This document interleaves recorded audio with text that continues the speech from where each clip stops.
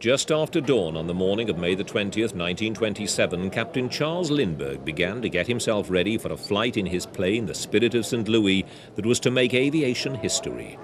He was to take off from Roosevelt Field on Long Island, New York, and fly alone, non-stop, 3,600 miles across the Atlantic to Paris. Lindbergh was the first to try it. The interest as his monoplane Orion NYP took off on its epic journey was enormous.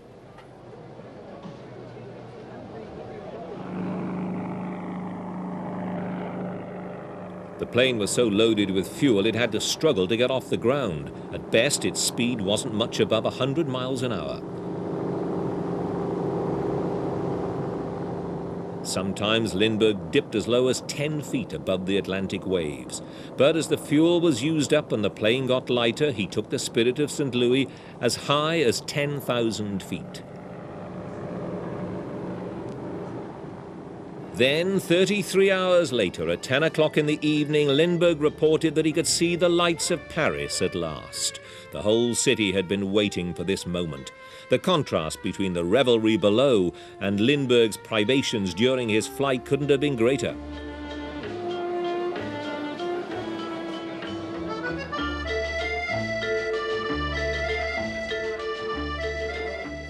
The reception he got at Le Bourget when he landed was tremendous. Hundreds of thousands turned out to try to get a glimpse of him.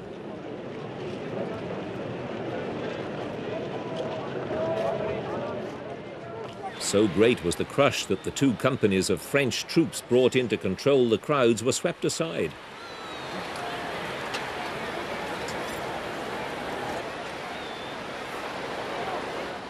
Lindbergh's feat had won him a $25,000 prize, but the notoriety he now attracted had a sad ending.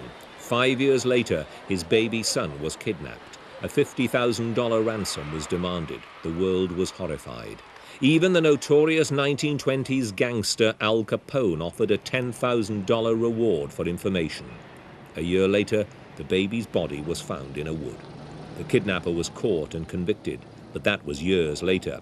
For now, Charles Lindbergh was a national hero, a man who, by this exploit alone, boosted the cause of aviation and gained himself a place in the history books forever.